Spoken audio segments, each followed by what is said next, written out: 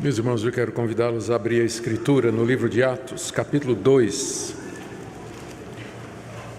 E nós leremos do verso 37 até o verso 47. Aqui nós temos o registro do que aconteceu depois que Pedro pregou aquele famoso sermão no dia de Pentecostes. Nós lemos como a multidão se compungiu no coração, o coração de todos foi tocado. Nós vamos, aqui também tem a orientação de Pedro sobre o que eles deveriam fazer, e temos uma descrição de como vivia os primeiros convertidos. E eu escolhi esse texto porque aqui você tem a descrição da primeira igreja cristã que jamais houve, que foi essa igreja que se formou aqui, nesse momento. E hoje à noite o meu tema é exatamente a igreja e a importância de nós pertencermos a ela. Quais são os privilégios e deveres e responsabilidades como membros da igreja. Então vamos ler capítulo 2, do 37 ao 47. Ouvindo eles estas coisas, compungiu-se-lhes o coração e perguntaram a Pedro e aos demais apóstolos: que faremos, irmãos? Respondeu-lhes Pedro: arrependei-vos, e cada um de vós seja batizado em nome de Jesus Cristo para a remissão dos vossos pecados, e recebereis o dom do Espírito Santo. Pois para vós outros é a promessa, para vossos filhos, e para todos os que ainda estão longe, isto é, para quantos o Senhor nosso Deus chamar. Com muitas outras palavras, deu testemunho e exortava-os, dizendo: salvai-vos desta geração perversa. Então os que lhe aceitaram a palavra foram batizados, havendo um acréscimo naquele dia de quase 3.000 pessoas. E perseveravam na doutrina dos apóstolos e na comunhão, no partir do pão e nas orações. Em cada alma havia temor, e muitos prodígios e sinais eram feitos por intermédio dos apóstolos. Todos os que creram estavam juntos e tinham tudo em comum. Vendiam as suas propriedades e bens, distribuindo o produto entre todos, à medida que alguém tinha necessidade. Diariamente perseveravam unânimes no templo, partiam pão de casa em casa e tomavam as suas refeições com alegria e singeleza de coração, louvando a Deus e contando com a simpatia de todo o povo. Enquanto isso, acrescentava-lhes o Senhor dia a dia os que iam sendo salvos. Até aqui a leitura da palavra de Deus. Oremos mais uma vez. Pedimos, nosso Deus, que Tu nos ilumines, que Tu nos instruas a respeito da Tua igreja e dos privilégios que temos e deveres ao participarmos dela. Te agradecemos pelos queridos irmãos que serão recebidos nessa noite e pedimos a Tua bênção sobre cada um deles. Abençoa, Senhor, o Teu povo espalhado pela face da terra.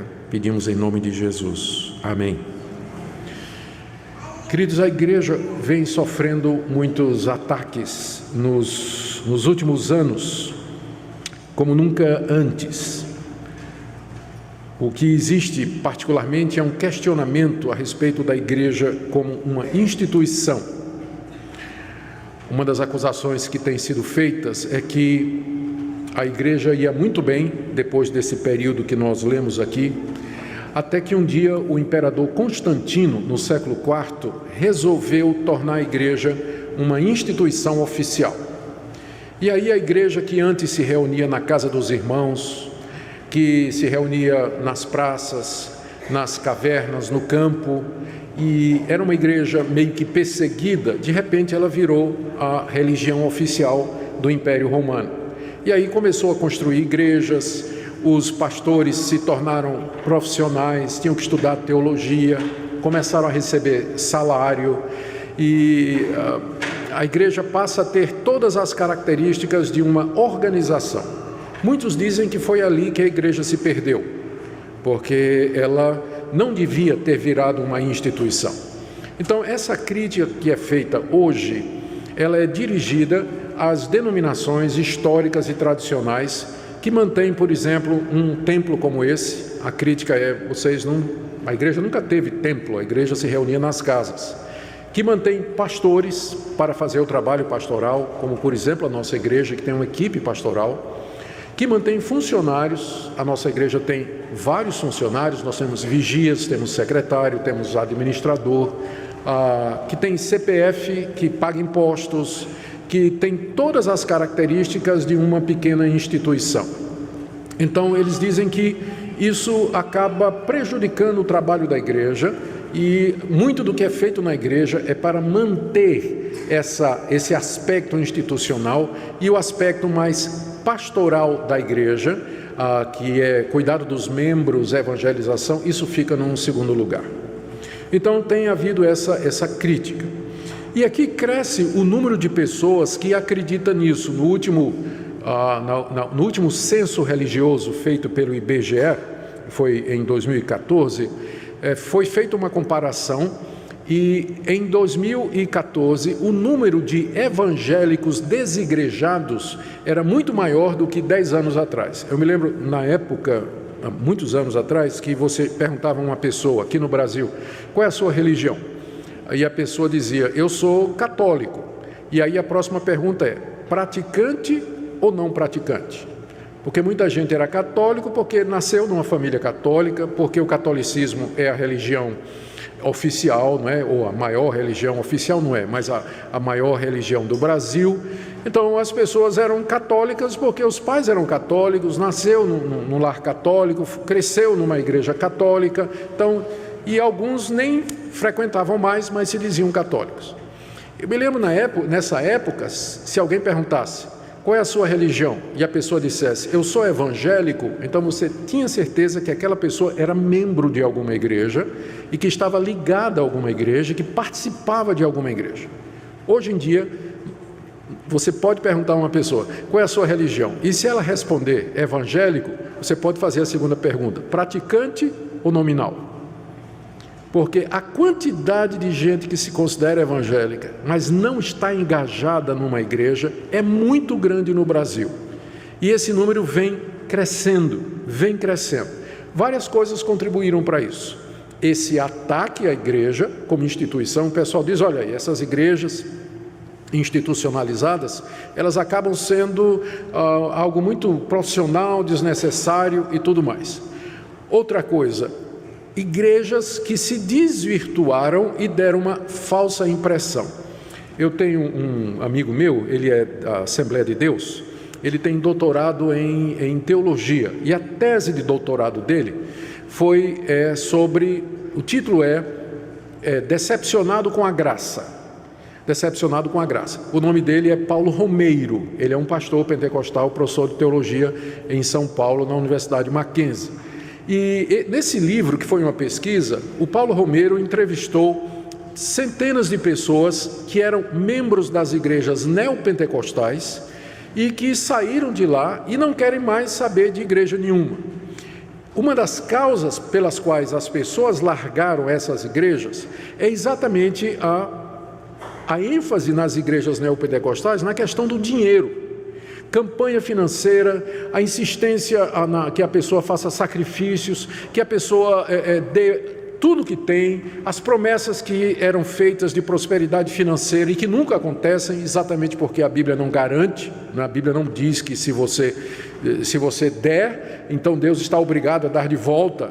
Esse tipo de transação que é feita nessas igrejas decepciona muita gente, e a pessoa aí tira o todo, tira parte pelo todo. Para essas pessoas, então, igreja evangélica nenhuma presta. Todo pastor é ladrão, todo pastor gosta de dinheiro. A igreja, na verdade, é um mecanismo para tirar dinheiro dos bobos e por aí vai. Então, esse tipo de igreja, junto com a decepção com a igreja institucionalizada e o surgimento das mídias sociais, onde é possível você ficar em casa no domingo e assistir sermões dos pastores mais renomados ali no seu celular ou no seu laptop, e as pessoas então optam por ficar em casa em vez de se envolver na igreja, tem contribuído para crescer o número de desigrejados. Pessoas que se consideram evangélicas, mas elas não querem participar de uma igreja, não querem se envolver numa igreja. O que é que nós dizemos para isso? Há várias respostas que nós podemos dizer para isso. Primeiro é que é verdade, não é totalmente errada a crítica que tem sido feita à igreja como instituição. O problema é quando a igreja considera o templo, a instituição, a organização como sendo a essência dela e gasta os recursos e o tempo para preservar e manter isso aí. Aí de fato está errado. Mas o problema não é a instituição, o problema é a institucionalização disso aí. É que isso acaba virando um ídolo ou a razão errada pela qual a igreja existe. É impossível você ter um ajuntamento de pessoas. Eu acho interessante isso aí, porque esse pessoal que faz essa crítica, eles dizem assim, não, eles têm uma visão muito romântica, do tipo assim, não, nós temos que nos reunir nas casas, junto com os irmãos, não tem esse negócio de pastor, não tem esse negócio de dízimo, não tem esse negócio, nada, vamos nos reunir assim para estudar a Bíblia, orar e tudo mais, tudo bem. Tudo vai muito bem, até que de repente, lá no meio deles, aparece alguém que discorda e diz assim, não, eu não acho que a gente tem que batizar por imersão, não. A gente tem que batizar botando água na cabeça, não é mergulhando a pessoa. E aí começa a briga. Resposta, quem é que vai decidir?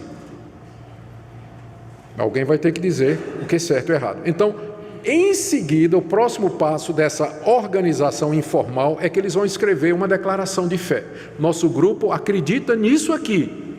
Então, para ser membro do grupo, você tem que acreditar nessas coisas aqui. Porque vai ter uma hora em que as pessoas vão começar a pensar diferente e elas vão precisar de alguém que faça mediação e diga, não, é isso aqui que nós acreditamos. Então, não vai demorar muito e já vai aparecer uma confissão de fé. Vai ter uma declaração. Não vai demorar muito, vai crescer e de repente vai ver que a casa dos irmãos não cabe mais. Nós vamos ter que alugar algum barracão, algum espaço, alguma coisa para poder reunir os irmãos, porque o número já cresceu muito. Mas para alugar vai ter que ser no nome de alguém, não vai? E não vai ter que ter aluguel? Vai passar a sacolinha. Vai passar a sacolinha. Irmãos, vamos contribuir para poder alugar e tal, e tal, e tal. E vai crescer e vai chegar os meninos, a criançada, correndo de um lado para o outro, gritando, fazendo barulho. E agora? Não, nós temos que ter alguém para cuidar das crianças. Mas quem? Então vamos fazer uma escala aqui. Aí vão ver que a escala de voluntário não funciona. Não funciona, você faz uma escala de...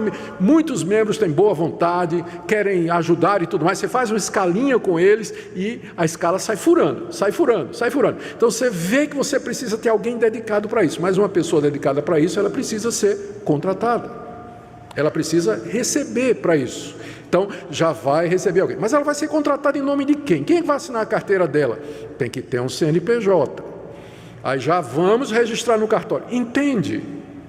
Então, cedo ou tarde, eles vão acabar fazendo a mesma coisa que as igrejas históricas já descobriram que tem que fazer. Tem que ter CNPJ, tem que ter arrecadação de dízimos e ofertas, tem que ter prestação de conta, tem que ter gente que recebe para fazer certas coisas na igreja.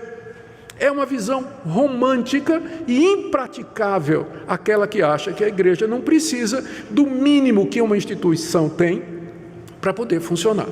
Então, o problema não é a instituição, é quando a instituição vira um fim em si mesmo. Aí está errado.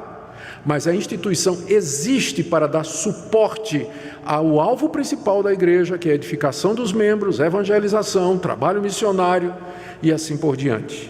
Eu fico imaginando, por exemplo, nós ouvimos aqui o pastor Erickson falando do trabalho missionário que vai ser feito. Se não tiver uma instituição, apoio por detrás desse tipo de trabalho, como é que ele vai ser feito?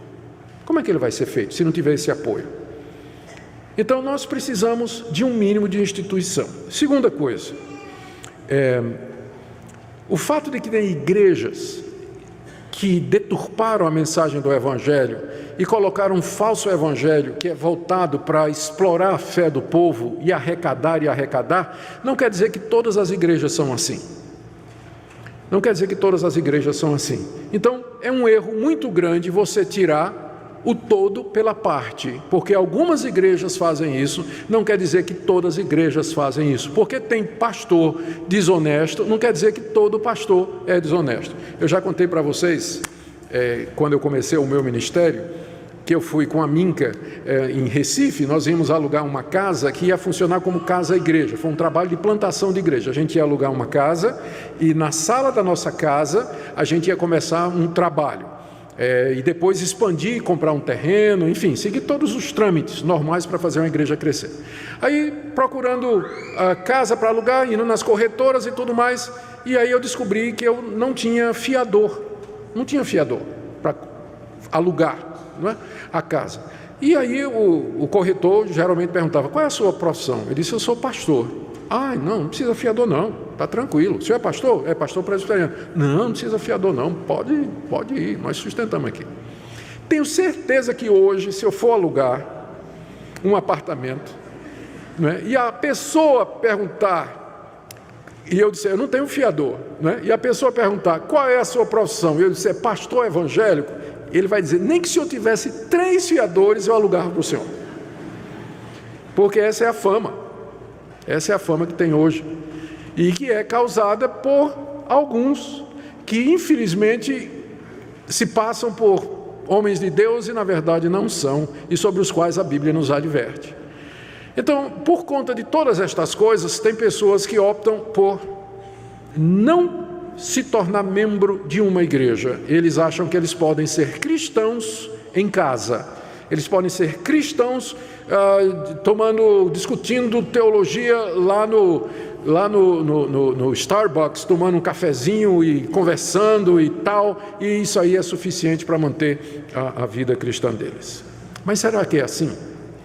O que eu queria com vocês nessa noite, o que eu queria mostrar para vocês hoje à noite, é que a igreja, ela foi instituída por Deus, para ser a maneira pela qual Ele age no mundo, reunindo o seu povo que é salvo pela graça, povo com quem Ele vai habitar para todo sempre no novo céu e na nova terra.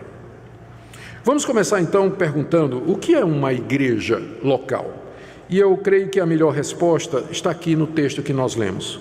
O que aconteceu depois que Pedro pregou aquele sermão, que nós lemos aí no capítulo 2, começando no verso 14 e que termina no verso 36, Pedro pregou a respeito de Cristo, como Ele era o Messias, de acordo com a Escritura, e quando ele terminou de pregar, nós lemos do verso 37 a 41, que a multidão se tocou com a palavra de Pedro e perguntou: o que é que nós vamos fazer? E agora? Nós acreditamos em você, Pedro, estamos arrependidos. Aí a resposta de Pedro foi: vocês têm que se arrepender, vocês têm que ser batizados, e vocês vão receber o perdão de pecados, e vocês vão receber o Espírito Santo, e essa promessa não é somente para vocês, é para os filhos de vocês, e para outros que Deus vão chamar ainda mais, e vocês têm que se salvar dessa geração perversa, porque Deus vai trazer juízo sobre ela, pois ela rejeitou o Messias.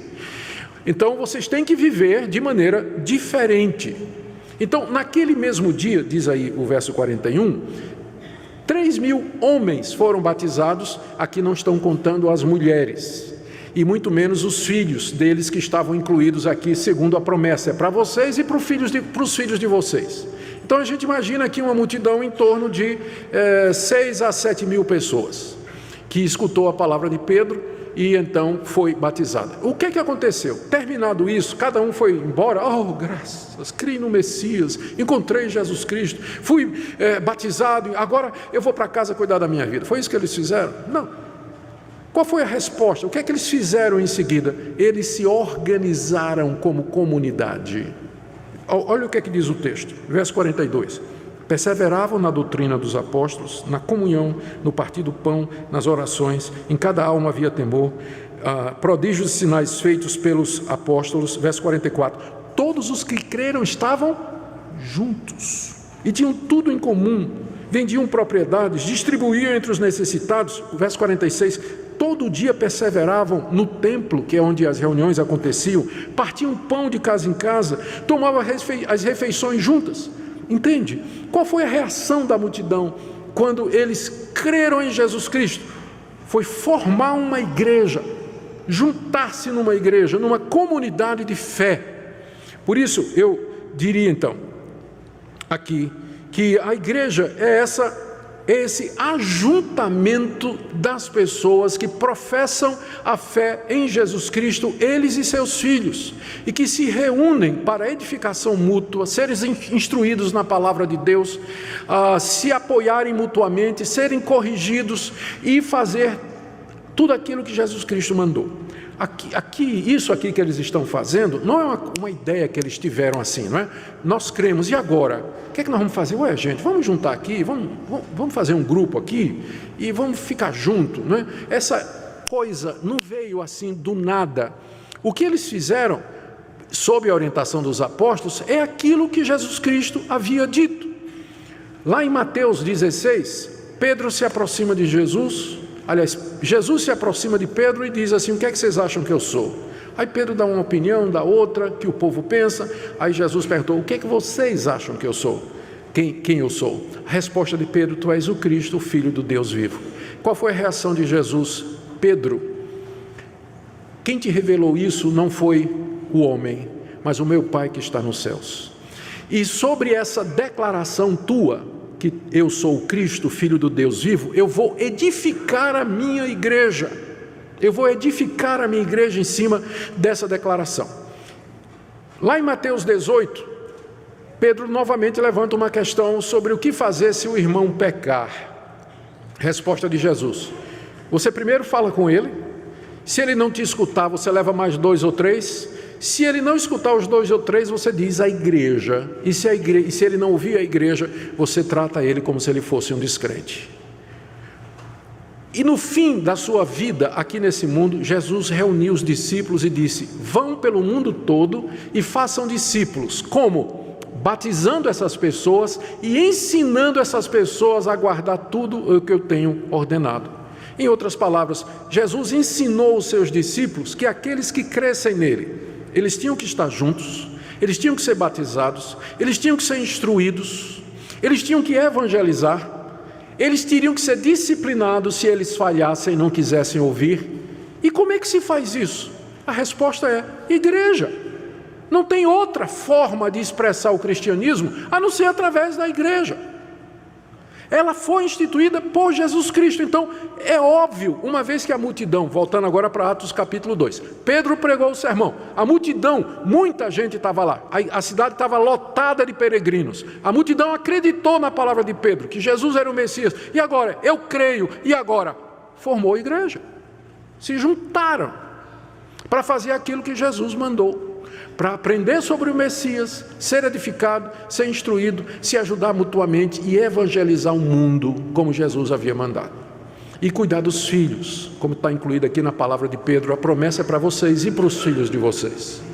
Então, queridos, é isso que é a igreja, é um mandato divino, ela não é uma instituição humana, não tem origem em Constantino, ela tem origem em Jesus Cristo, ela não é invenção de algum doido que queria ganhar dinheiro, embora tenha doido que quer ganhar dinheiro com isso, mas ela tem origem nos ensinamentos do próprio Senhor Jesus Cristo. Aqui então nós vemos que a comunidade, ela se reuniu, esses que creram, se reuniram para adorar a Deus, ser instruídos na palavra de Deus, celebrar os sacramentos, ser edificados nessa palavra, se auxiliarem mutuamente, se corrigirem e anunciar ao mundo o Evangelho de Jesus Cristo. Portanto, e aqui é a conclusão desse meu primeiro ponto, o que é a igreja? Se a igreja é isso, é dever de todos aqueles que professam a Jesus Cristo como sendo o Filho de Deus, Senhor e Salvador, é dever deles se juntar aos demais que professam a mesma fé. É dever deles fazer parte de uma igreja que professa essa verdade, uma igreja que é baseada na palavra de Deus, que exalta a pessoa de Jesus Cristo e que oferece todas essas condições para que a pessoa cresça na graça e no conhecimento de Deus. Segundo lugar, meu primeiro ponto foi esse, o que é a igreja, e eu falei então que ela tem origem em Cristo, e qual é a intenção, o propósito da igreja, e daí então a conclusão é que é dever de todo aquele que professa a fé em Jesus Cristo estar envolvido numa igreja. Segundo, eu queria ver com vocês os privilégios de ser membro de uma igreja local. É uma grande graça que Deus nos dá, podermos participar da sua igreja. E alguns desses privilégios estão aqui no verso 42 até o verso 47, que eu queria ver com vocês. O primeiro deles, quais são os privilégios de você fazer parte de uma igreja bíblica? Primeiro, que você vai receber a sã doutrina. Veja o verso 42. E perseveravam na doutrina dos apóstolos. O que era a doutrina dos apóstolos? Era o ensinamento que os 12 apóstolos de Jesus Cristo tinham aprendido com Jesus e que agora passavam para aquela multidão.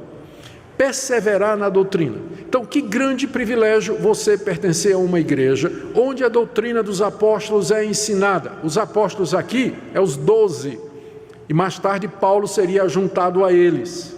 E a doutrina dos apóstolos para nós hoje, ela está aqui. Nós não precisamos de novos apóstolos. Nós ficamos com esses que foram os originais. Eu sei que tem genérico, mas nós não queremos genérico, nós queremos os originais. E os originais nos deram a Bíblia, a palavra de Deus.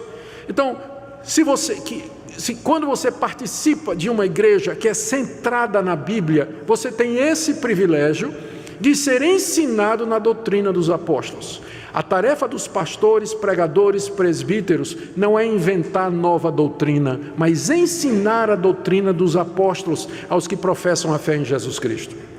Então esse é o primeiro grande privilégio. Quem não tem uma igreja que sirva de referencial bíblico e vai catar pela internet, vai escutar de tudo e não tem discernimento. Eu me lembro de um Twitter que eu recebi uma vez, eu li uma vez um Twitter de uma pessoa que disse o seguinte: meus pregadores prediletos, Edir Macedo e Augusto Nicodemos.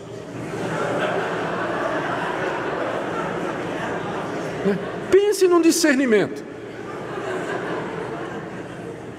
Pense no discernimento, não tem. Sai catando na internet e sai ouvindo tudo, né? E não percebe a diferença. O privilégio de você ser membro de uma igreja bíblica é que você tem um referencial seguro de doutrina, a doutrina dos apóstolos, que vai ensinar você, vai instruir você, na verdade, em vez da alternativa de você sair se alimentando, ou pensa que está se alimentando de tudo que você encontra na internet, de todo tipo de livro que você acaba comprando, e você não sabe nem quem é esse autor e qual a linha dele e tudo mais. A igreja tem esse serviço, e é um privilégio, então, participar de uma igreja bíblica.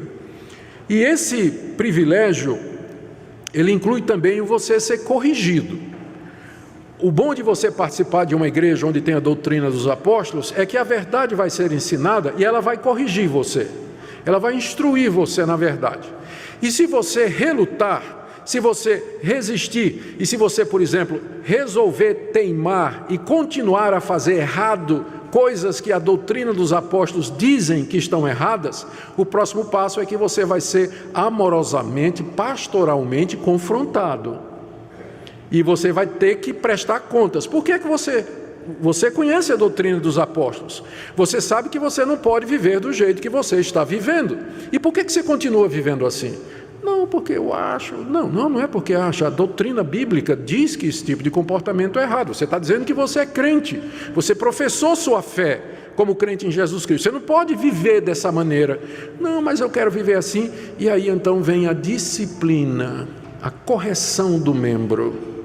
Ele é corrigido, ele é exortado. Isso faz parte da doutrina apostólica. Quando uma pessoa não está engajada numa igreja, ela vai viver do jeito que ela quiser, ela não vai prestar contas a ninguém. Não tem ninguém em cima dela vigiando, né? Que é bom, né? Se a gente fosse santo, mas a gente sabe que é pecador. E é bom ter alguém que nos olha, alguém que supervisiona. A palavra presbítero no Novo Testamento é igual à palavra episcopos, bispo. A palavra episcopos significa supervisor. Então o presbítero / pastor, ele é um supervisor da igreja. Exatamente porque uma das funções da igreja é zelar pela vida dos membros. Então que privilégio você fazer parte de uma igreja bíblica. Você fica seguro, você sabe que se você errar, vem alguém amorosamente confrontar você e corrigir você. Um outro privilégio que a gente encontra aqui é a comunhão com verdadeiros irmãos. Veja o que diz o verso 44. Todos os que creram estavam juntos e tinham tudo em comum. E veja ainda o verso 46, diariamente eles perseveravam unânimes, juntos no templo, partiam pão de casa em casa, tomavam as suas refeições com alegria e singeleza de coração. Um outro privilégio que o texto nos declara de ser membro de uma igreja é você ter a oportunidade de conviver com pessoas que têm a mesma fé. E você vai descobrir, convivendo com essas pessoas, comendo na casa um do outro, indo juntos para eventos, participando juntos de atividades, vocês vão descobrir que essas pessoas, elas têm as mesmas lutas que você. Elas também estão lutando contra o pecado.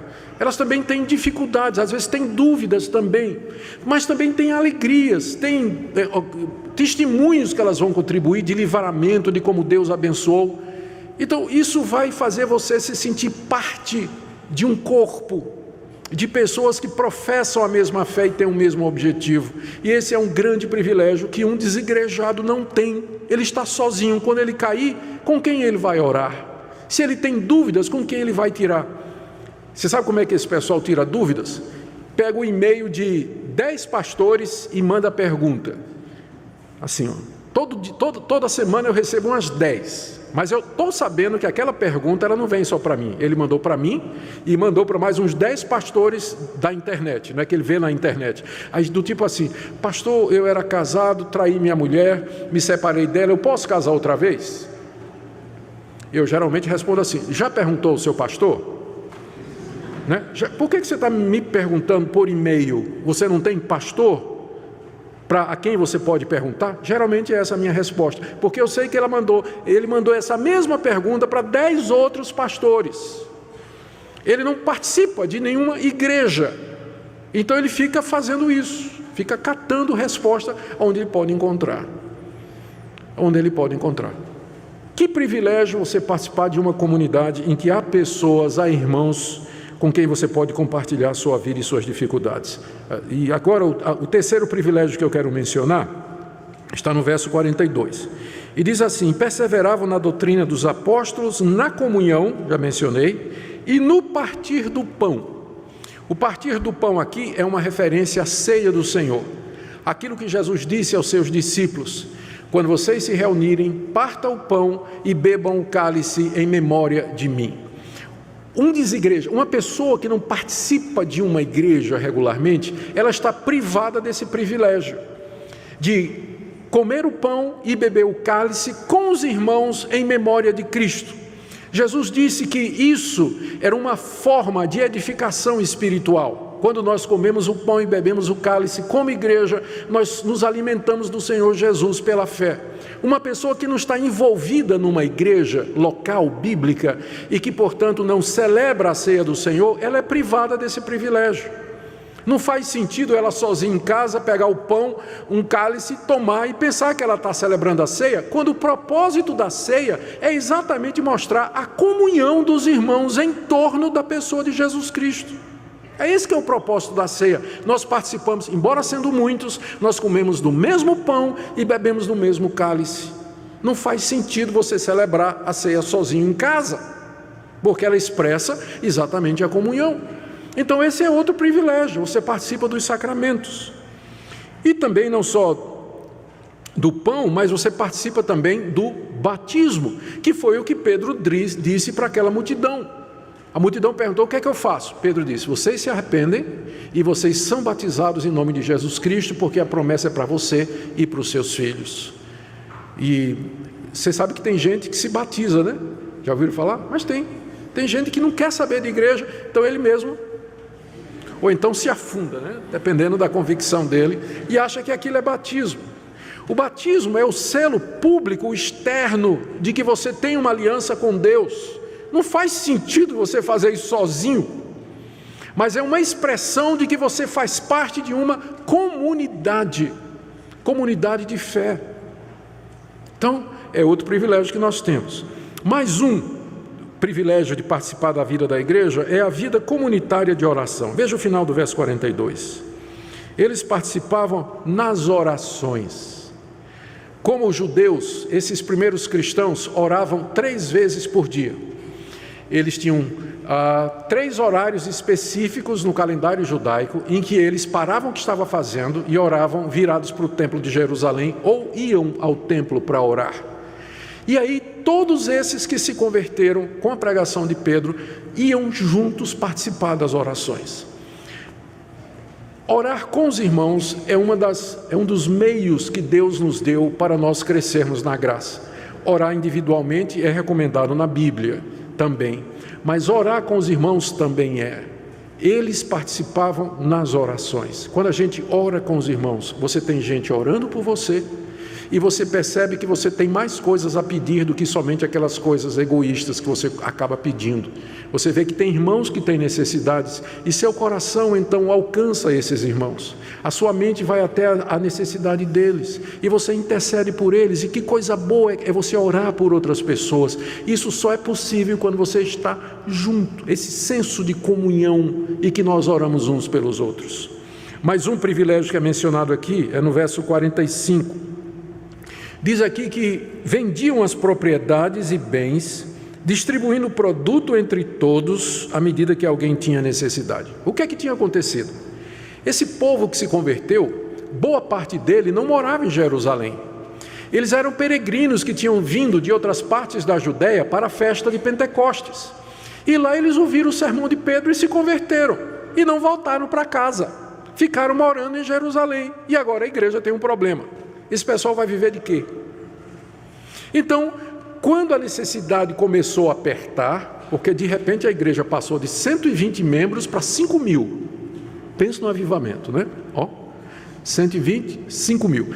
Esse pessoal vai viver de quê? Uma parte morava em Jerusalém, tinha sustento, tinha propriedades, eram moradores da cidade. Outra parte eram judeus que tinham vindo de lugares diferentes, que não tinham emprego. Mas acharam o Messias, e para eles a coisa mais certa do mundo parecia isso, ficar ali com a família deles, ali na igreja, porque é lá a comunidade do Messias. Tal o apego deles à igreja, eles não quiseram voltar, mas isso criou um problema logístico. De repente alguns começaram a passar necessidade, e então os membros de Jerusalém, que tinham condições, voluntariamente começaram a vender as propriedades, levavam o dinheiro para os apóstolos, e os apóstolos faziam a distribuição, dando cesta básica para aqueles irmãos que precisavam, enquanto eles não aprendiam alguma coisa ou achavam alguma oportunidade de trabalho ali. Eles foram ajudados pela igreja. Esse é um privilégio de participar da vida da igreja. Vocês veem que aqui o pessoal vendia terreno e tudo mais, e vocês reclamam quando a gente fala em 10%, né? Quando a gente fala em 10%, vocês ficam tudo reclamando. Na época de Jerusalém, eram propriedades inteiras, né? Mas nós não vamos voltar para aquela época, pode ficar tranquilo. Era um momento específico na vida da igreja esse aqui, em que havia essa necessidade emergente, não é? Havia essa necessidade. O meu ponto é, que privilégio foi participar daquela igreja, que cuidava das pessoas, supria as necessidades, atendia às dificuldades que elas estavam passando. E as igrejas, elas servem para isso, elas não somente atendem, as igrejas bíblicas não somente atendem a nossa necessidade espiritual, mas elas nos ajudam também quando nós estamos passando outro tipo de dificuldade. Igrejas, elas ajudam os pobres, ajudam os necessitados, há cestas básicas, há orientação, há irmãos que se ajudam mutuamente, e é um privilégio nós podermos participar de uma comunidade assim. Daí porque nós também levantamos ofertas para ajudar os irmãos carentes e necessitados. O último privilégio, tem vários outros, mas o último privilégio que eu quero mencionar aqui é o ambiente para os filhos. Como é que você pretende criar os seus filhos, você desigrejado? O menino vai crescer, você vai ensinar para ele em casa, mas não seria melhor se ele, pelo menos 2 ou 3 vezes por semana, junto com outras crianças que creem a mesma coisa, filhos de pais que pensam a mesma coisa, aprendesse a viver em comunhão, fosse instruído na palavra de Deus, crescesse no conhecimento de Deus? Crescer numa igreja como criança é um grande privilégio. Eu fui instruído numa igreja, meus pais eram presbiterianos, eu nasci na igreja presbiteriana, e desde moleque eu fui instruído na escola dominical, departamento infantil, Na minha mocidade, eu participei da mocidade da minha igreja, participei de concurso bíblico, fui para acampamento. É verdade que eu era o terror dos acampamentos, mas eu participava de todos esses acampamentos. Terror assim, que eu derrubava a barraca, ficava brincando, era muito moleque. Mas era assim. Eu me desviei da igreja, saí da igreja aos 16 anos de idade, joguei tudo para fora, fui para o mundo e vivi uma vida muito dissoluta. Aos 22 anos, Deus me chamou de volta, me converti aos 22 anos. Na noite que eu me converti, uma noite de setembro de 1977, tudo que eu tinha aprendido quando criança voltou, como se nunca tivesse saído. Todos os versículos bíblicos, a instrução bíblica, o que eu havia aprendido com o meu pastor que me ensinou teologia, tudo aquilo voltou, estava lá no meu coração. Eu sabia o que eu queria, eu sabia o que tinha acontecido comigo.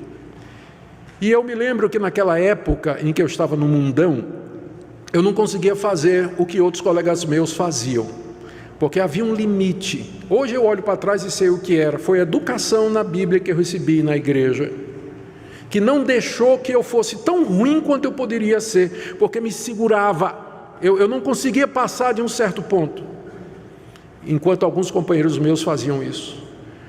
Então, um dos privilégios de você fazer parte de uma igreja é que você vai criar os seus filhos nesse ambiente em que ele vai aprender a amar a Deus, escutar a palavra de Deus, vai ter exemplo, vai ter referencial, vai ter amigos, vai formar amizade, se Deus quiser, uma namorada ou um namorado, e casar com gente da igreja. Que coisa boa! Eu não sou São Pedro não, mas eu torço para que os rapazes e moças da igreja vão para acampamento, vão para atividades, se conheçam, namorem e casem entre si. Porque é um dos grandes privilégios que a igreja nos confere, ambiente para isso. Ambiente para isso. Meu tempo já está quase terminando e eu estou na metade do sermão, o que é que eu faço? E hoje está quente, né? Está quente hoje, não está? Está quente, gente.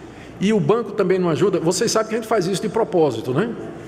A gente deixa o ar-condicionado meio baixinho e os bancos são duros, para que se você ficar, é porque você está interessado em ouvir o sermão. Porque ficar ouvindo o sermão de 40 a 50 minutos num banco difícil e com calor é só quem está com sede, não é? Então a gente faz de propósito, né? Exatamente isso. Brincadeira. Deixa-me correr para as responsabilidades. Então, queridos, as responsabilidades de ser membro de uma igreja são compatíveis com os privilégios. É sua responsabilidade, então, como membro da igreja, frequentar os cultos da igreja, frequentar a escola dominical, toda oportunidade que a igreja lhe dá para você crescer na doutrina dos apóstolos, aproveite para você aprender mais e crescer na graça e no conhecimento do Senhor Jesus. Se submeta à orientação bíblica. Se ela é bíblica, se o que a gente ensina é a palavra de Deus, ouça, obedeça, acate, mude de vida, aceite, porque é dada para o seu bem, Se a pregação é bíblica, escutar o pregador é como se você escutasse o próprio Jesus Cristo exortando e falando. É o que diz a nossa confissão de fé. Enquanto o pregador está ensinando a palavra de Deus, você deveria escutar, porque não é a palavra dele, mas é a palavra de Deus que você deveria receber com toda humildade no seu coração. Participar do pão, procurar não perder ceia do Senhor, preparar-se para isso, contribuir financeiramente para as necessidades dos irmãos, para o trabalho missionário, para o sustento dos obreiros. Esse é um dever de quem é membro da igreja. Não é opção não, mas é dever, pensando em todos os privilégios que você tem. E servir aos outros com dons e talentos é seu dever também, se engajar na igreja. Se você tem dons, habilidades, você pode ajudar de uma forma ou de outra, se engaje. Pergunte o que é que você pode fazer, de que maneira você pode ajudar. É dever dos membros contribuir em tudo. O resultado disso aí, veja o que diz o verso 47. Olha só, se não é isso que a gente gostaria. Louvando a Deus e contando com a simpatia de todo o povo. Enquanto isso, acrescentava-lhes o Senhor, dia a dia, os que iam sendo salvos. Ou seja, não havia, parece, nenhum esforço intencional de evangelização. O crescimento da igreja era espontâneo, porque uma igreja que oferece esses privilégios e onde os membros participavam, ela não tem como não crescer. O povo olha e diz, mas é isso mesmo, eu quero fazer parte dessa comunidade, eu quero me juntar a essas pessoas, olha como eles vivem. Olha como eles vivem, olha o amor que eles mostram uns aos outros, o cuidado uns pelos outros, a doutrina certa. Dia a dia, Deus ia acrescentando à igreja os que iam sendo salvos. Por quê? Por conta da comunidade, o que é que ela era, aquela igreja que tinha todos esses privilégios e também as pessoas que se engajavam nesses privilégios com suas responsabilidades. Eu termino aqui com algumas aplicações práticas. Primeira, eu quero falar aos desigrejados. Se você está aqui hoje à noite, você provavelmente não é um desigrejado, senão você nem estaria aqui. Mas tem muita gente que escuta pela internet. E eu queria dar essa palavra, graças a Deus pelas mídias sociais. Semana que passou, eu estive em Águas de Lindóia e tinha um grupo aqui da igreja para a conferência Fiel para Líderes. Eu era um dos preletores. E lá encontrei o pastor Miguel Nunes. Eu nunca tinha ouvido falar do pastor Miguel Nunes. Eu sempre tive a impressão de que o evangelho na América Latina era muito ralo e pouco, e que quem crescia mesmo era o Brasil. Sentei com o Miguel Nunes, inclusive ele vai ser o preletor do Encontro da Fé Reformada da nossa igreja ano que vem. Miguel Nunes, comecei a conversar com ele. Aí ele começou a me contar de eventos que aconteciam lá. Ele é da República Dominicana. Eventos de 3, 4 mil jovens, a tradução dos livros de todos esses autores que nós conhecemos aqui, Piper, Carson, Lawson, Paul Washer, C.G. Mahoney, MacArthur, tudo isso ele já vem traduzindo há muitos anos, antes de nós, em espanhol. Ele diz que viaja o ano todo, quase todos os países da América Latina, pregando em eventos para líderes de 5 a 10 mil pessoas. Ao lado dele estava um rapaz, que eu olhei assim, eu fiquei meio assim, quem é esse rapaz? Aí ele me apresentou, Henrique Oriolo, um argentino. Ele tem um site reformado, ele é um rapaz, um jovem, tem um site, um blog, onde ele só publica artigo reformado. Inclusive, eu descobri que ele estava publicando artigos meus. Ele pegava, traduzia para o espanhol e publicava. 1.700.000 seguidores. 1.700.000 seguidores. Eu não conheço nenhum blog reformado no Brasil que chega nisso aí. O maior que tem é o da Fiel, com 700.000 seguidores. Esse cidadão tem 1.700.000, um argentino com blog reformado. Aí eu perguntei a Nunes, está acontecendo esse avivamento da fé reformada na América Latina? Ele disse, está sim. Eu digo, pois é, no Brasil também. No Brasil há um despertamento gigantesco do interesse pela fé reformada. Aí eu perguntei para ele, você acha que as mídias sociais têm ajudado a isso? Ele disse, pastor, eu estou convencido disso. Aí ele fez uma comparação. Ele disse assim, pouco antes da reforma protestante acontecer no século XVI, qual foi a invenção que depois serviu para espalhar a reforma pelo mundo? A imprensa de Gutenberg. Porque tinha imprensa, Lutero podia imprimir os seus sermões e os seus livros e incendiou a Europa. E ele disse, o que a imprensa foi para a reforma protestante, as mídias sociais são hoje para a reforma, 500 anos depois na América Latina. Porque a grande maioria desse pessoal que se torna membro de uma igreja reformada ou que quer ser reformado é porque assistiu no YouTube, viu algum vídeo, assistiu alguma pregação, aí ele sai procurando, ele descobre Paul Washer, aí sai procurando, ele é amigo de quem? John MacArthur, aí vai em John MacArthur, amigo de quem? John Piper, e amigo de quem tal? Hernandes Dias Lopes, aí depois eu não vou dizer o nome, aí vai seguindo, vira reformado, vira crente e resolve participar. Então, quando eu falo, eu estou naquele, não me esqueci do meu ponto não, meu ponto é os desigrejados. Eu disse que tem gente que assiste e que é desigrejado. Eu não estou falando mal das mídias sociais, eu estou dizendo que elas são uma bênção, e de fato, Deus tem usado as mídias sociais para espalhar o evangelho no mundo todo. Mas é um equívoco você pensar que assistiam, viver na sua casa, assistindo os sermões desses pregadores, nos domingos, que isso é ser igreja.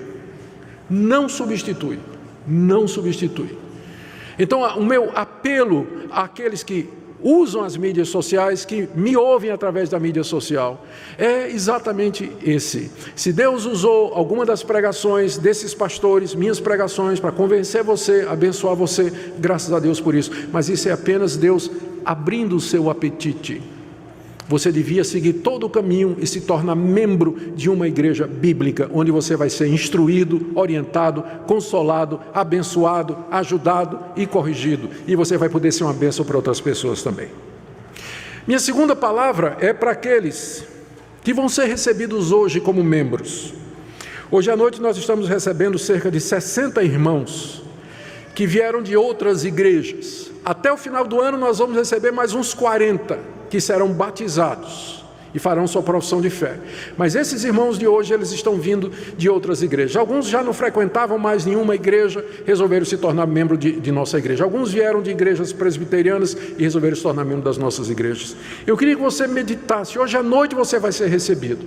Queria que você pensasse nos privilégios que isso representa e que você resolvesse no seu coração que você vai levar a sério os deveres que você assume hoje como membro dessa igreja. Como membro dessa igreja. Você reflita sobre isso.